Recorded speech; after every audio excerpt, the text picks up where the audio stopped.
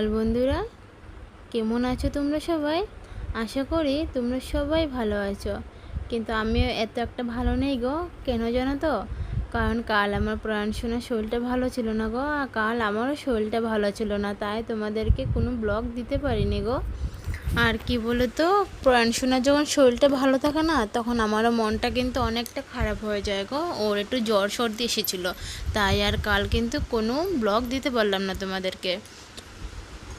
এই যে বন্ধুরা, সকালে কিন্তু উঠে কিন্তু বাসি কাজ সব কিছু সেরে নিয়েছি, তোমাদেরকে কিন্তু দেখাতে পারিনি গো। কারণ কেন জানো তো, আমি ক্যামেরাটা অন করতে পারিনি। এই যে বাবাই শোনার জন্য, ওর শরীরটা তো কাল ভালো ছিল না, তাই সকালে উঠে কিন্তু একটু পেন করছিল, তাই ওকে খাইয়ে দুধ বিস্কুট খাইয়ে দিয়ে ভালো করে পরিষ্কার করে ওকে কিন্তু ওর পাপ্পার সাথে দোকানে পাঠিয়ে দিয়েছি।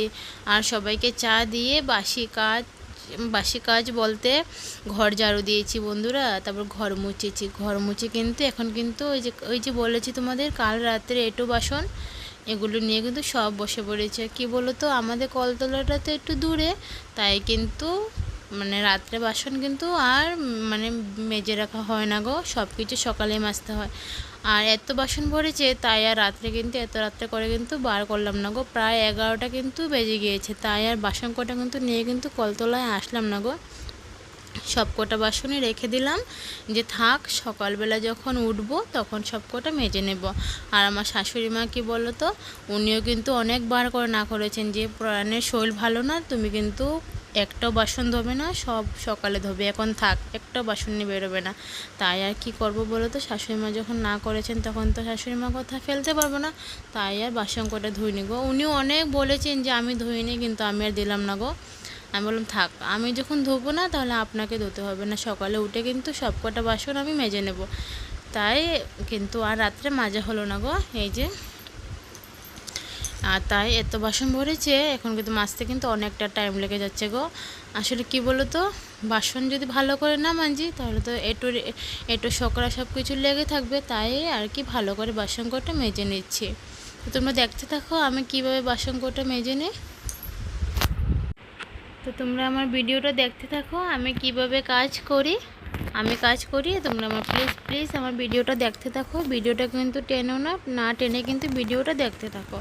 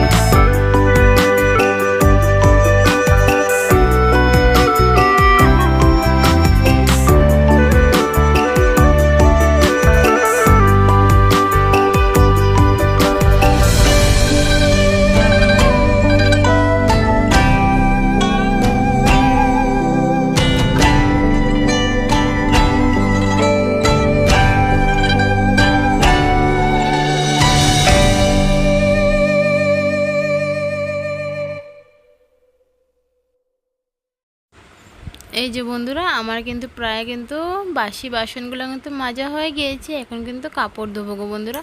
আর আজ কিন্তু অনেক কাপড় পরেছে, কেন জানো তো, কাল তো কোনো কিছুই কাম করতে পারিনি, কারণ পড়াশোনা তো শরীর ভালো ছিল না, তোমাদেরকে বলেওছি আগে। তাই এই যে বন্ধুরা, কাপড় কটা ধুয়ে নিচ্ছি। আর কি বলো তো, আমার শাশুড়ি মা কাপড়ও রয়েছে, আর আজ তো উনি ঘরে নেই, একটু গিয়েছেন যেটা শ্বশুরের ঘরে, তাই এই যে কাপড় কটা রেখে গিয়েছেন, তাই ওই ওনার কাপড় ধুয়ে দিচ্ছি। আর তোমাদের দাদাভাইয়ের কাপড়ও ধুয়ে দিচ্ছি। আর আমার পড়াশোনা কাপড় তো ভরিয়েছে, কারণ কাল ওর শরীরটা তো ভালো ছিল না, তাই অনেক কয়টা কাপড় ও কিন্তু ভরিয়েছে, তাই এই যে ওর কাপড়ও কিন্তু ধুয়ে দিচ্ছি। আর আজ কিন্তু বন্ধুরা প্রচুর কিন্তু রৌদ্র উঠিয়েছিল, কাল রাত্রে কিন্তু ঝড় তুফান দিয়েছিল, অনেক কিন্তু বৃষ্টি দিয়েছিল। দিলে কি হবে বন্ধুরা, কিন্তু সকাল সকাল কিন্তু অনেক রৌদ্র উঠিয়ে দিয়েছে, তাই কিন্তু আর চিন্তা নেই, সবগুলো কাপড় কিন্তু শুকিয়ে যাবে। আর যদি বন্ধুরা রৌদ্র না দেয়, তাহলে কিন্তু কাপড় ধুতে লাগলে কিন্তু আমরা কিন্তু অনেক চিন্তা হয়ে যায় যে কীভাবে শুকাবে কীভাবে না, তাই আর আজ কিন্তু কোনো চিন্তা নেই। এই যে তোমাদের সাথে কথা বলতে বলতে কিন্তু আমার কিন্তু প্রায় কিন্তু সব কাজ কিন্তু হয়ে যাচ্ছে বন্ধুরা। তো তোমরা দেখো আমি কিভাবে কাপড় ধুয়ে নিচ্ছি, দেখতে দেখো আমার ভিডিওটা আর আমি কাজ করতে থাকি।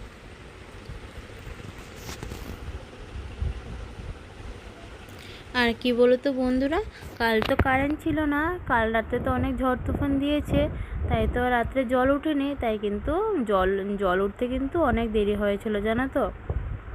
প্রায় কিন্তু 8টার সময় কারেন্ট এসেছে জানো, তাই আর কিন্তু জল নিতে কিন্তু অনেক দেরি হয়ে গিয়েছিল গো।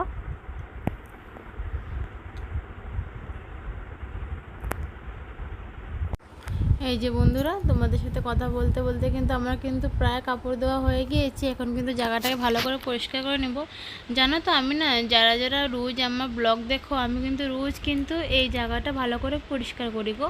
নাহলে কী হয় জানো তো, প্রাণশোনা আসে সেই কিন্তু স্লিপ কাটে না, তাই ভালো করে কিন্তু রোজ কিন্তু আমি জায়গাটা পরিষ্কার করে নিই। এই যে বন্ধুরা আমি কিন্তু স্নান করে চলে এসেছি। এই যে এখন কিন্তু পুজো দিয়ে দেবো। এই যে তোমরা তো দেখতেই পাচ্ছ, এই যে স্নান করে এসে পড়েছি। আর কি বলো তো বন্ধুরা, ওকে বলেছি না আসা মানে দোকান থেকে আসার সময় আমার জন্য একটা আইসক্রিম আনতে, আর ও কী করেছে, আইসক্রিমটা নিয়ে এসেছে জানো তো। আর আইসক্রিমটা মানে গলে যাবে, তাই তাড়াতাড়ি করে কি করেছি জানো তো, তাড়াতাড়ি করে ঠাকুর পুজোটা মানে সেরে নিচ্ছি। কারণ যদি আইসক্রিমটা গলে যায় তাহলে তো আমি খেতে পারবো না। গলে গেলে কিন্তু আমার কিন্তু এত একটা খেতে ভালো লাগে না, তাই কিন্তু বন্ধুরা তাড়াতাড়ি করে কিন্তু আমি কিন্তু পুজোটা কিন্তু সেরে নিচ্ছি। এই যে পুজো কিন্তু দিয়েছি তোমাদের সাথে কথা বলতে বলতে, আর আমি এই যে আইসক্রিমটা খাচ্ছি। আর কি বলো তো বন্ধুরা, আইসক্রিম খেতে আমার এত এত ভালো লাগে, আর আইসক্রিমটা কিন্তু গলেনি জানো তো, টাইট রয়েছে কিন্তু। আর এই আইসক্রিমটা কিন্তু চকলেট আইসক্রিম, আমার খেতে এত একটা ভালো লাগে, আমি তাড়াতাড়ি করে খেয়ে নিচ্ছি। কেন জানো তো, প্রাণশোনা যদি উঠে পড়ে ঘুম থেকে, ও কিন্তু দোকান থেকে কিন্তু অনেকক্ষণ হয়েছে এসে পড়েছে। আর এই যে আইসক্রিমটা ওর জন্য কিন্তু রাখলাম না, তাড়াতাড়ি করে খেয়ে নিলাম, কারণ কাল ওর জ্বর সর্দি হয়েছে তো, তাই আর খেয়ে নিলাম। এই যে ও বাজার নিয়ে এসেছে, এখন কিন্তু রান্না বসিয়ে দেব।